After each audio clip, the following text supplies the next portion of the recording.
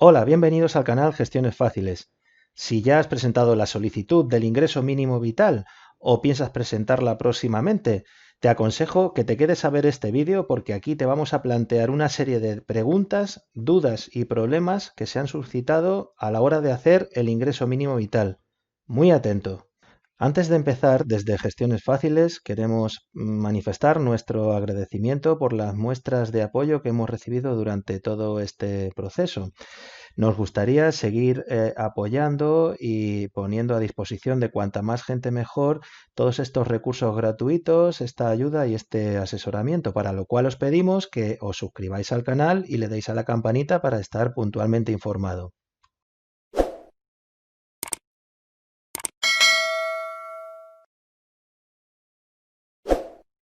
Empezamos con la tercera parte del bloque de preguntas, dudas y problemas que se han suscitado a la hora de presentar el ingreso mínimo vital. Pregunta: vivo con 4 adultos sin parentesco en un mismo domicilio. No tengo ingresos. ¿Tenemos derecho cada uno a solicitar el ingreso mínimo vital?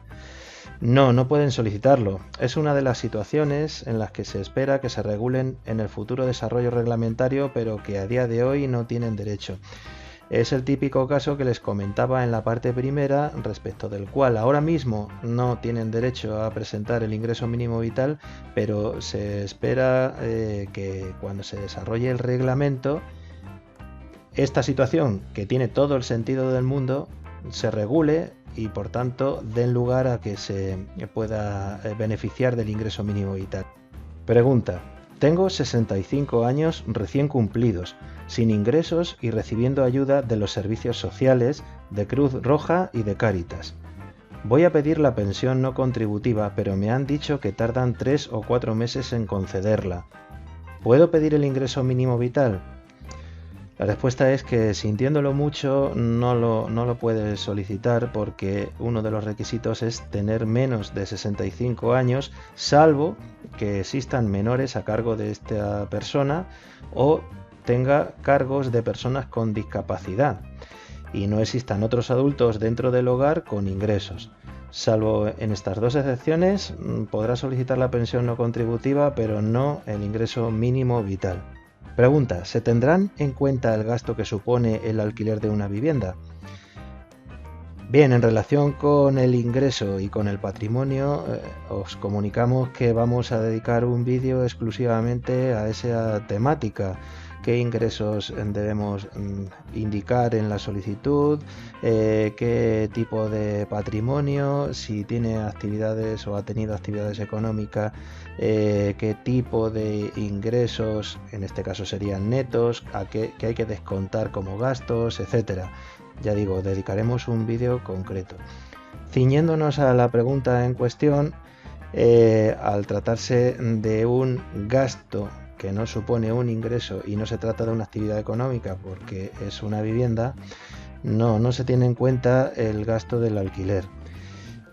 Otra de las situaciones que os he comentado anteriormente, que se confía en que el próximo reglamento de la ley contemple esta posible opción para deducir qué cantidad de ingreso mínimo vital le deben destinar al beneficiario que se encuentre en esta situación de afrontar un gasto como es el alquiler de una vivienda, que encima es un gasto fijo y que supone una cuantía bastante elevada.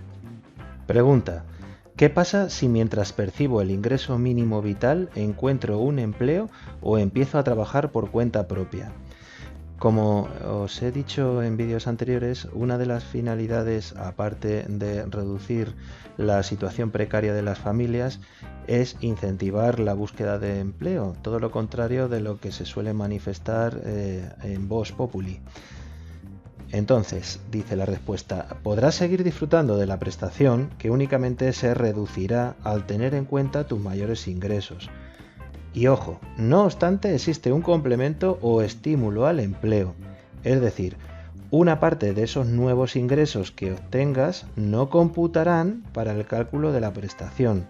De este modo se garantizará que tus ingresos totales finales Es decir, el salario o el ingreso, si eres autónomo, que obtengas, más el ingreso mínimo vital, sean mayores que lo que puedas obtener solamente con el ingreso mínimo vital, y de ahí el incentivo al empleo.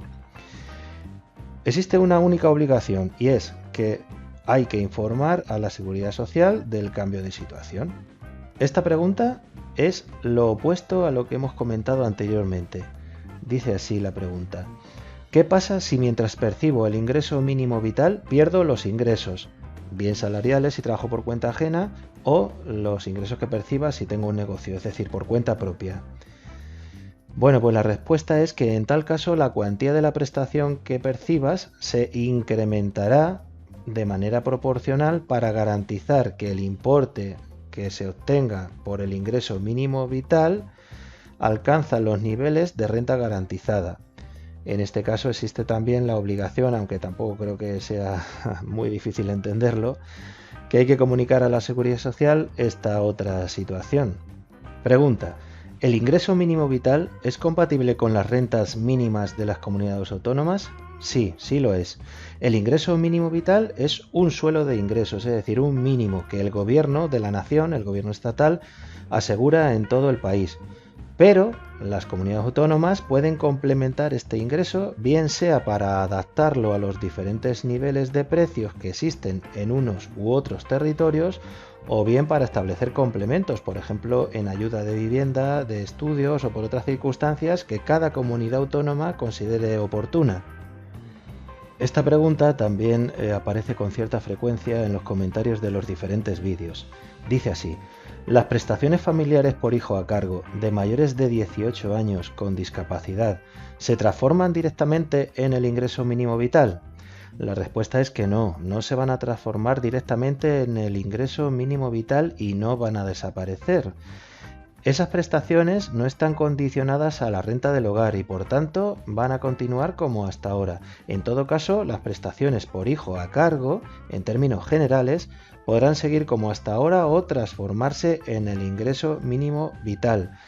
Ello a elección del beneficiario. Si te interesa porque la cuantía es superior, se transforma, y si no, pues se queda como hasta ahora. Otra de las preguntas que se nos hace con bastante frecuencia y que en este caso no hemos querido particularizar en ningún ejemplo de ninguna pregunta en concreto, sino con carácter general. Y la pregunta dice que si el ingreso mínimo vital es compatible con otros ingresos. Lo hemos comentado en anteriores ocasiones, vamos a hacer un vídeo también dedicado, vuelvo a repetir, a ingresos y patrimonio, pero la respuesta es que sí. Mientras que no se supere el umbral establecido para cada unidad de convivencia, la prestación es compatible con otros ingresos, incluidos los laborales si somos trabajadores por cuenta ajena y los obtenidos por los trabajadores autónomos. Incluso si tenemos en propiedad una cochera y la tenemos alquilada y nos dan 50 euros al mes por ese alquiler, también es compatible con todo tipo de ingresos mientras que no se supere el umbral que se establezca para cada caso. Esto permite ampliar la cobertura de la prestación. No se dirige solo a personas sin ningún ingreso o a personas desempleadas, sino también a personas y hogares con bajos ingresos y empleos precarios, de estos que trabajan 10 horas al mes y por ello se percibe 200 euros, por poner una cantidad. Además, el ingreso mínimo vital también será compatible con otras ayudas sociales de carácter finalista, tales como becas de estudio, becas de comedor, ayudas para el estudio a título general, ayudas por vivienda, ayudas de emergencia y algunas otras más que tengan un carácter similar. Pregunta: tengo menos de 65 años, soy divorciado y parado de larga duración. He de pasar una cantidad mensual por hijo. Mis 4 hijos viven con la madre, 2 menores y 2 mayores. No tengo propiedades. ¿Tengo derecho a percibir el ingreso mínimo vital? Vamos a entender que esta persona vive sola y vamos a entender que no tiene ingresos, porque lo único que dice es que no tiene patrimonio, es decir, que no tiene propiedades. Aunque ya veremos, vuelvo a repetir, que patrimonio no solamente son inmuebles, también es si tiene fondo de pensiones o invertido en bolsa en algún valor en concreto, etc. Bueno, Al no tener patrimonio, el derecho a percibir el ingreso mínimo vital dependerá únicamente de sus ingresos. Entiendo que vive solo, por tanto, si estos se encuentran por debajo de 462 euros al mes, tendrá derecho a percibir el ingreso mínimo vital hasta completar dicho importe, o la diferencia en caso de percibir algún tipo de ingresos. Pregunta: ¿puedo darme de alta como autónomo y cobrar el ingreso mínimo vital? La respuesta es que sí, siempre y cuando los ingresos y el patrimonio, que ya adelantamos que hay que excluir la vivienda habitual a la hora de computar el patrimonio, no superen los límites que se establezcan para la unidad de convivencia en cuestión. Si los ingresos netos, es decir, en este caso como se trata de una actividad económica porque se trata de darse de alta como autónomo, si los ingresos netos no superan la cantidad mensual que se establezca para la unidad de convivencia, le van a otorgar el ingreso mínimo vital. Ingresos netos significa que como tiene una actividad económica hay que descontarle a los ingresos que obtenga determinados gastos, como por ejemplo alquiler, el importe de las tasas municipales de agua, basura, etc. Pregunta: vivo solo, no tengo ingresos, vivo de unos pocos ahorros y pago pensión alimenticia a mi hija. ¿Se va a tener en cuenta ese dinero cuando pida el ingreso mínimo vital? La respuesta es que lo que se van a tenerle en cuenta son exclusivamente sus rentas, es decir, sus ingresos y su patrimonio. Por tanto, hasta esperar el tan mencionado desarrollo reglamentario del Real Decreto Ley, no le tendrán en cuenta ese pago de la pensión alimenticia que pasa por motivo de su hija. Sin embargo, la receptora de ese dinero sí lo tiene que repercutir como un ingreso que le ha llegado. Esta pregunta también la hemos planteado a título general sin particularizar las preguntas concretas que nos han hecho, y es que ¿para qué periodo de tiempo se calculan los ingresos máximos?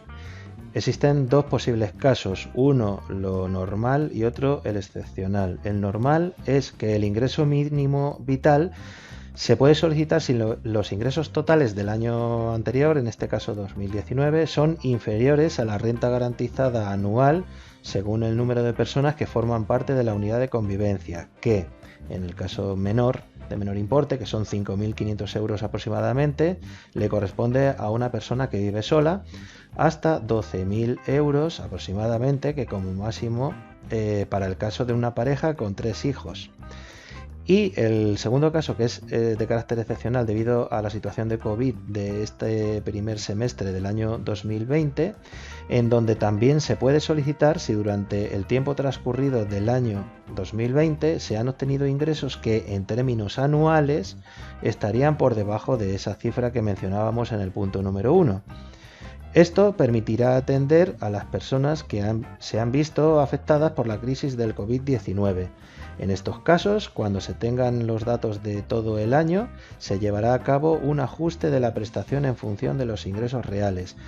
Es decir, que las solicitudes que se presenten a partir del 1 de enero de 2021 se van a tener en cuenta solamente con lo que aquí aparece del punto número 1, del año completo. En este caso, la que se solicite en el 2021 comprenderá el periodo transcurrido desde el 1 de enero hasta el 31 de diciembre de 2020. Ahora no, ahora también, si se da la circunstancia, o bien el año entero 2019, o si el comienzo y lo que llevamos de año de 2020, la situación precaria ha aparecido donde antes no existía, también la podemos argumentar. Pregunta: ¿existe alguna otra ventaja por ser beneficiario o beneficiaria del ingreso mínimo vital? La respuesta es que sí, que ser beneficiario del ingreso mínimo vital va a dar derecho a la exención de las tasas universitarias por estudios oficiales de al menos el curso próximo, del curso 2020-2021.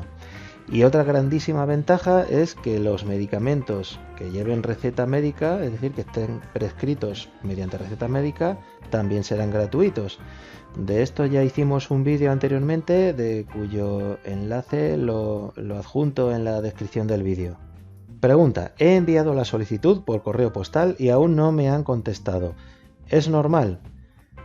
Bueno, pues decir que independientemente del medio por el que se presente la solicitud, el plazo máximo de resolución es de 3 meses. Si en 3 meses no nos contestan, debemos entender que se nos ha denegado de oficio por silencio administrativo.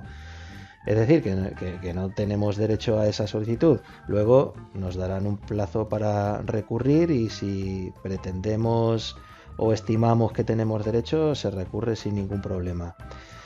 Si lo hemos presentado por correo mediante carta certificada por el medio legalmente establecido o por medio de algún registro del ayuntamiento o por cualquier otra administración habilitada a tal efecto, hay que tener en cuenta la fecha y a partir de ahí 3 meses. Y lo que les he repetido en numerosas ocasiones, ante cualquier duda o ante cualquier pregunta, pueden llamar al 920 22 22, que es el teléfono que específicamente se ha destinado al tema del ingreso mínimo vital. En este caso podemos preguntar sobre el estado de tramitación del procedimiento del ingreso mínimo vital y ahí nos podrán decir en qué estado se encuentra. Aquí finalizamos la tercera parte del bloque de preguntas, dudas y problemas que se han suscitado respecto de la solicitud del ingreso mínimo vital. Os invito a ver los vídeos correspondientes a las partes 1 y 2 y así tener un amplio espectro de todos los problemas, dudas que puedan suscitar el ingreso mínimo vital antes de presentar la solicitud o bien si ya la has presentado para poder corregirlo. Muy bien, pues si os ha parecido útil el vídeo, os pido que por favor os suscribáis al canal, le deis a la campanita para estar puntualmente informado, si tenéis a bien un like y que compartáis este vídeo con las personas a quien vosotros creáis que le puede ayudar. Sin más, hasta el siguiente vídeo.